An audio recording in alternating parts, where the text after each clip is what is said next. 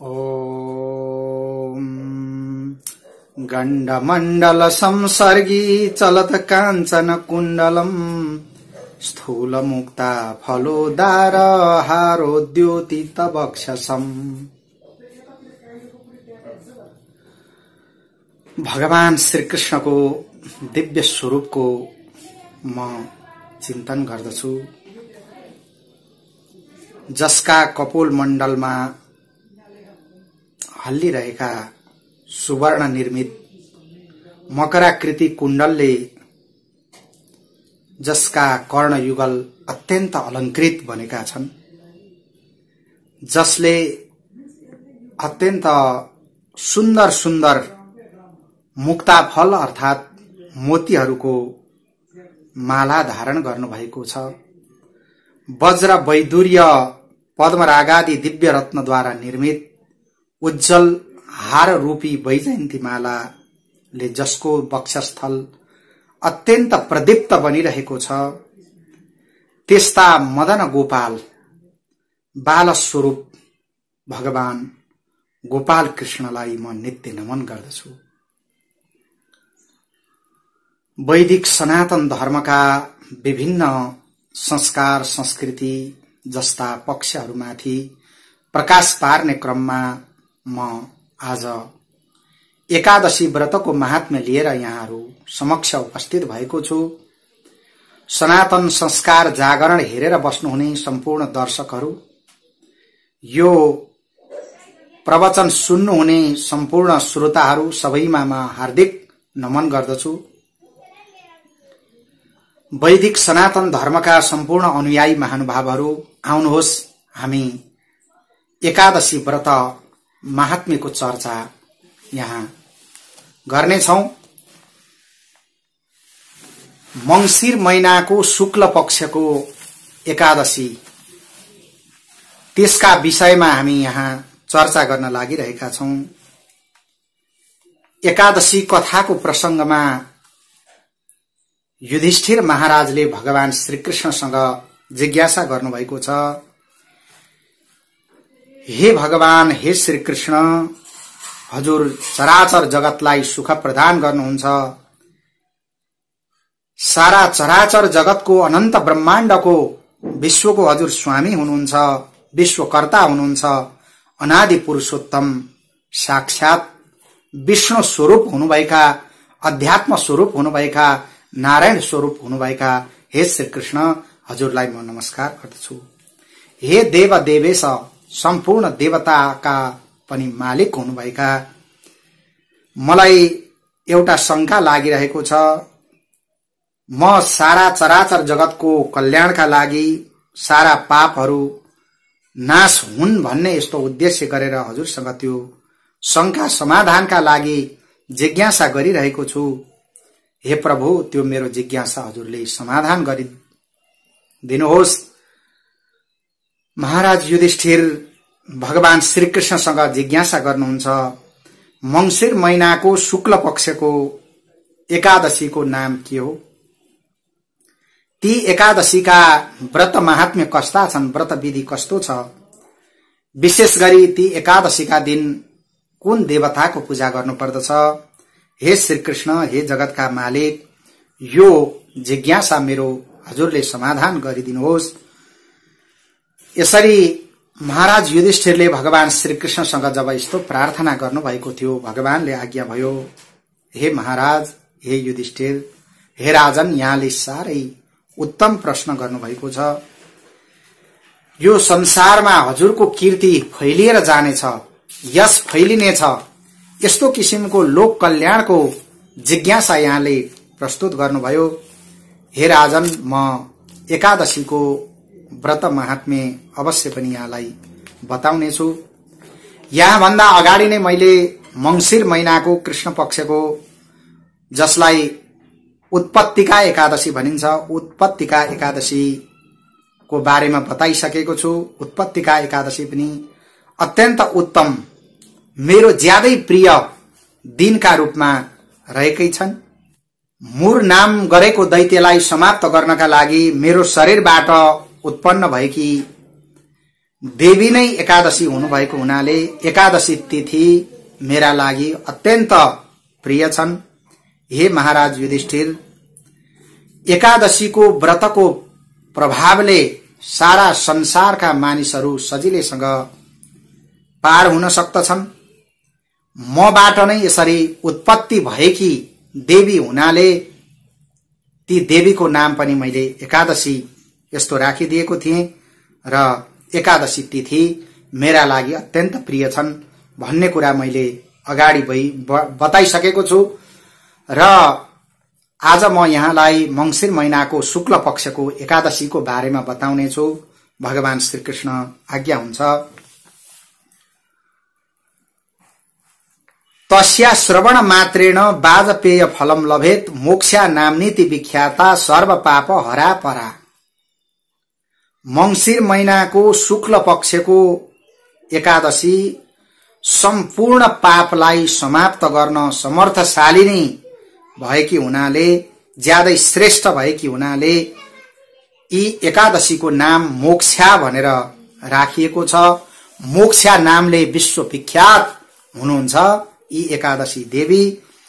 मोक्षा एकादशीको महिमा सुन्नाले, मोक्षा एकादशीको नाम मात्रै जप्नाले पनि वाजपेय यज्ञ गरेको फल मानिसहरूले प्राप्त गर्न सक्दछन्। विशेष गरी मोक्षा एकादशीको दिन दामोदर भगवानलाई विभिन्न किसिमका तुलसीका पत्रहरू, तुलसीका मञ्जरीहरू, त्यसैगरी अन्य नैवेद्य इत्यादि धूप दीपद्वारा श्रद्धा भक्तिपूर्वक पूजा गर्नुपर्दछ। यी मोक्षा एकादशी ज्यादै श्रेष्ठ छन् भन्ने कुरामा म यहाँलाई हे राजन एउटा पौराणिक कथा बताउँदछु। जुन कथामा पिता माता अथवा सुतादि सन्तान अधोगतिमा प्राप्त भएका भए पनि, नरकमा गएका भए पनि उहाँहरूका सन्तान छोराहरूले अथवा बन्धु बान्धव इत्यादिले एकादशीको व्रत गरेर त्यो पुण्यद्वारा त्यस्ता अधोगतिमा गएका आफ्ना पितृहरूलाई सजिलैसँग उद्धार गर्न सक्दछन् भन्ने कुरा त्यो कथामा बताइएको छ। त्यसमा कुनै पनि शंका गर्नु पर्दैन। हे महाराज युधिष्ठिर, मोक्षा एकादशीको महिमा यहाँ विस्तारपूर्वक सुन्नुहोला। भगवानका भक्तहरू, श्रद्धालुहरू सधैँ मोक्षा एकादशीको व्रत धारण गर्नुहुन्छ। त्यस्ता भक्त श्रद्धालु महात्मा जनको महिमाले परिपूर्ण भएको मोक्षा एकादशीको व्रत महात्म्य रहेको छ।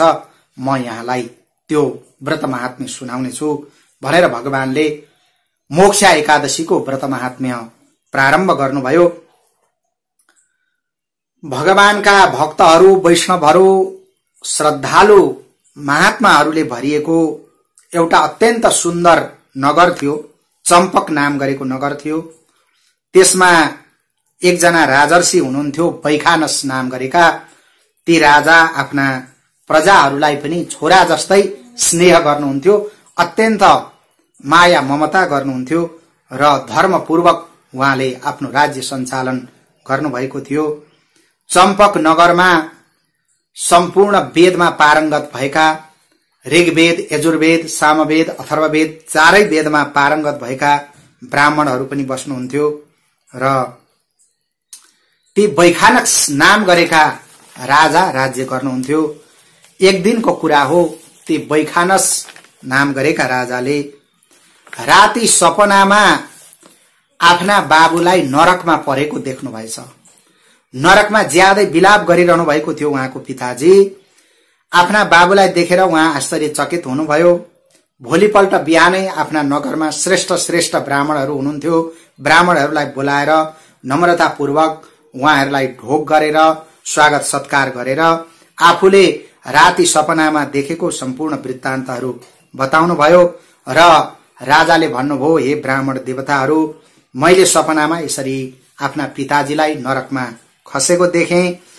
छोरोको परम कर्तव्य भनेको आफ्ना पितृहरूको उद्धार गर्नु हो र म यसरी नरकमा परेको छु। हे बाबु, मलाई यो नरकबाट तिमीले उद्धार गर्नुपर्छ, नरकबाट मलाई उतार्नु पर्दछ भनेर पिताजीले मसँग भनिरहनु भएको थियो। त्यहाँदेखि मलाई ज्यादै दुःख लागिरहेको छ।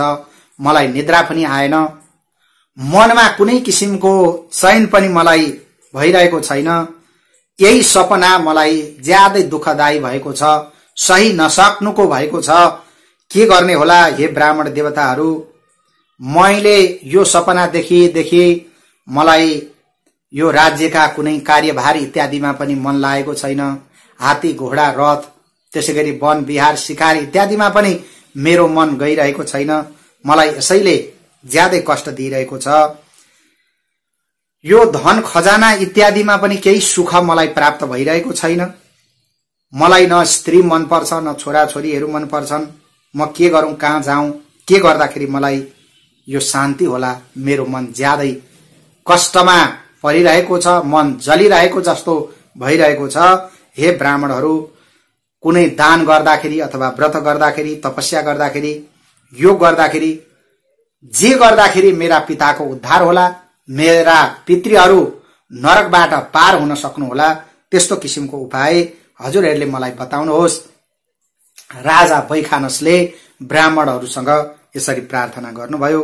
सुपुत्रले बाँचेको सार्थकता भनेको आफ्ना नरकमा परेका अथवा चाहिँ उद्धार नभएका पितृहरूको उद्धार गर्नु नै हो, होइन भने पुत्रको जन्म भनेको बेकार छ, यस्तो मैले शास्त्रहरूमा सुनेको छु।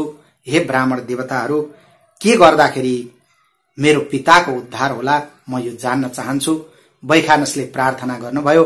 सारा ब्राह्मणहरू भन्नुहुन्छ वैखानस महाराजलाई, हे राजन, यसको सजिलैसँग निर्णय गर्ने सक्ने क्षमता हामीहरूसँग पनि छैन। त्यसकारणले यहाँबाट नजिकै एकजना पर्वत नाम गरेको मुनिको आश्रम छ, त्यो आश्रममा जाउँ। पर्वत महर्षिले अवश्य पनि यहाँका सारा दुःख कष्टहरू निवारण गर्न सक्नुहुनेछ, किनभने उहाँ भूत भविष्यत वर्तमान सबै त्रिकालदर्शी हुनुहुन्छ। उहाँकै साथमा गएर यो सम्पूर्ण कुराहरू बताउनेछौं र त्यसबाट पर्वत मुनिले यो सारा समस्या समाधान गर्नुहुनेछ भनेर ब्राह्मणहरूले त्यो सल्लाह दिनुभयो। र राजालाई लिएर ब्राह्मणहरू पर्वत ऋषिको आश्रममा जानुभयो, जहाँ ठूला ठूला ऋषि महर्षिहरू बस्नु भएको थियो। ब्रह्मवादी ब्राह्मणहरू बस्नु भएको थियो, ऋग्वेदी ब्राह्मणहरू, यजुर्वेदी ब्राह्मणहरू, सामवेदी ब्राह्मणहरू, त्यसैगरी अथर्ववेदका विद्वान ब्राह्मणहरू त्यहाँ बस्नु भएको थियो। ऋषि महर्षिले सेवित भएको त्यो स्थान थियो जहाँ पर्वत महर्षिको पनि आश्रम रहेको थियो। ठूलो आश्रम थियो, अगाडितिर आँगन फराकिलो रहेको त्यस्तो आश्रममा उहाँहरू पुग्नुभयो। सारा ऋषि महर्षिहरूले घेरिएका अथवा सेवा गरिएका पर्वत महर्षि त्यहाँ दोस्रो ब्रह्माजी जस्तै अत्यन्त सुशोभित भएर त्यहाँ रहनु भएको थियो। वेष्टितो मुनिभिस् तत्र द्वितीय इव पद्मज भनिएको छ। दोस्रो ब्रह्माजी जस्तो अत्यन्त सुन्दर उच्च सिंहासनमा पर्वत महर्षि त्यहाँ बस्नु भएको थियो। राजा वैखानसले पर्वत महर्षिको अगाडि गएर हात जोडेर उहाँलाई प्रणाम गर्नुभयो र त्यस पछाडि लम्पसार परेर दण्डवत प्रणाम गर्नुभयो।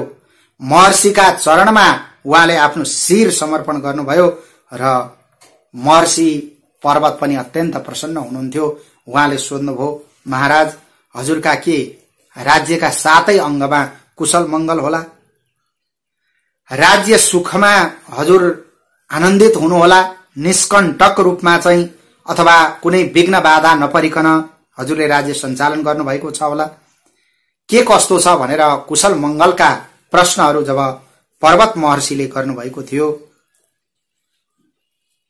महाराज वैखानस अत्यन्त चिन्तित हुनुहुन्थ्यो र उहाँले भन्नुभयो, सम्पूर्ण ऐश्वर्यहरू सबै अनुकूल छन्। हे महर्षि, एकाएक मलाई एउटा विघ्न आइपरेको छ। हे ब्राह्मण देवता, हे ऋषिवर, मलाई एउटा शंका लागिरहेको छ। त्यो शंका, त्यो दुःख, त्यो कष्ट निवारण गरौं भनेर हजुरको समक्षमा म आज उपस्थित भएको हुँ भनेर राजा वैखानसले जब यस्तो प्रार्थना गर्नुभएको थियो, महर्षि पर्वतले तुरुन्तै आँखा चिम्लेर ध्यान दृष्टिले विचार गर्नुभयो। महाराज वैखानसको भूत भविष्यत वर्तमान सबै कुरा उहाँले विचार गर्नुभएको थियो। एक मुहूर्त मात्रै ध्यान गर्दाखेरि महर्षि पर्वतले सम्पूर्ण कुराहरू थाहा पाउनुभयो र भन्न लाग्नुभयो, हे राजन, हजुरको पिता अहिले नरकमा हुनुहुँदो रहेछ। उहाँले कुनै समयमा दुष्कर्म गर्नुभएको कारणले गर्दाखेरि त्यो दुष्कर्मको पापले यसरी उहाँ चाहिँ नरकमा पर्नु भएको हो। पूर्व जन्ममा उहाँले सौताले डाहा गरेको कारणले गर्दाखेरि कामले अत्यन्त पीडित भएर जुन पतिलाई भेट्न भनेर आउनुभएकी धर्मपत्नी हुनुहुन्थ्यो, धर्मपत्नीको मैथुनको इच्छालाई उहाँले नकार्नु भएछ।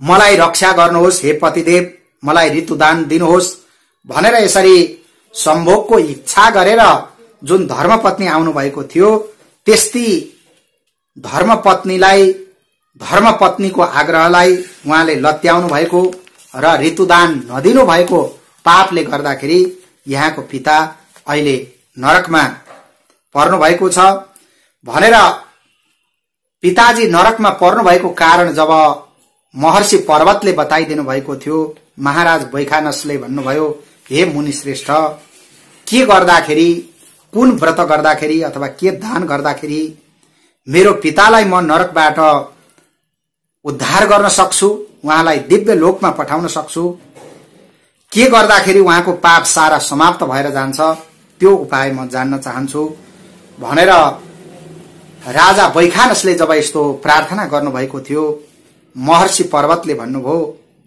हे महाराज, अब मंसिर महिना आउन लागेका छन्। मंसिर महिनाको शुक्ल पक्षमा, जसलाई मोक्षा एकादशी भनेर भनिन्छ, मोक्षा एकादशी जो भगवान नारायणको, भगवान श्रीकृष्णको अत्यन्त प्रिय तिथि हो, त्यो एकादशीको व्रत यहाँले गर्नुहोला। हे महाराज, यहाँले पनि गर्नुहोला, अरु राज परिवारका सबैले मिलेर मोक्षा एकादशीको व्रत धारण गर्नुहोला र मोक्षा एकादशीको व्रतबाट जुन पुण्य आर्जन हुन्छ त्यो पुण्य हजुरहरूले पितालाई समर्पण गर्नुभयो अथवा पिताको उद्धारका लागि त्यो एकादशी व्रत धारण गर्नुभयो भने त्यो एकादशी व्रतको पुण्यका प्रभावले यहाँका पिता नरकबाट मुक्त हुनुहुनेछ, नरकबाट उहाँले छुटकारा प्राप्त गर्नुहुनेछ भनेर यस्तो किसिमको उपाय जब पर्वत महर्षिले बताइदिनु भएको थियो, महाराज वैखानस पनि अत्यन्त प्रसन्न हुनुभयो, अरु ब्राह्मण देवताहरू प्रसन्न हुनुभयो। महाराज वैखानसले फेरि पर्वत महर्षिलाई प्रणाम गर्नुभयो र विदा भएर उहाँ आफ्नो दरबारमा फर्किनुभयो।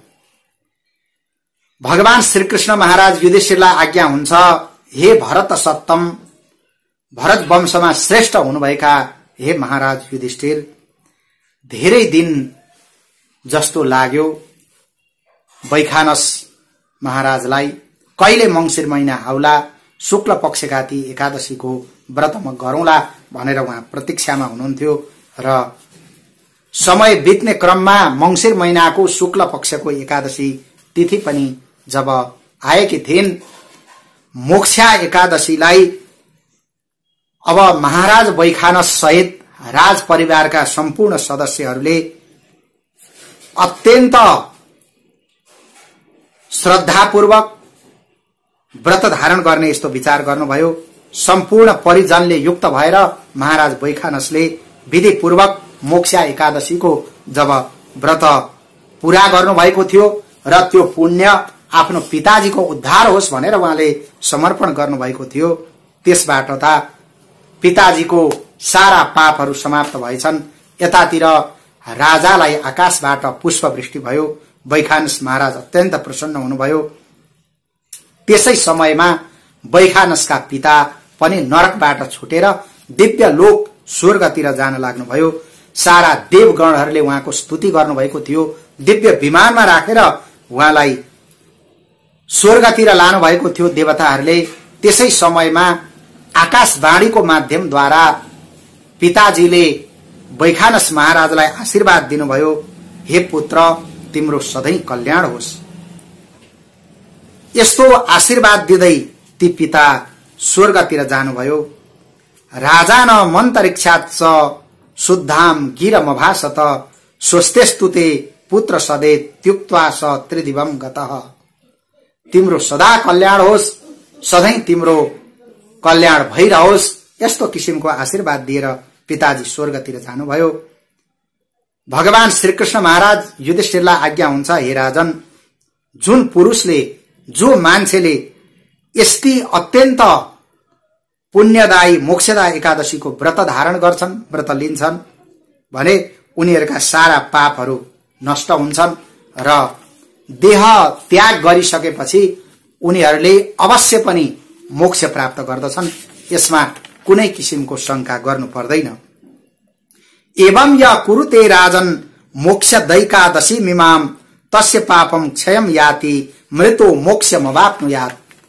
जब उनीहरूको शरीर छुट्छ, त्यस्ता व्रतीहरूका, त्यस्ता श्रद्धालुहरूका शरीर यहाँ नाश भए पनि उनीहरू दिव्य लोकमा, भगवत लोकमा जान सक्दछन्।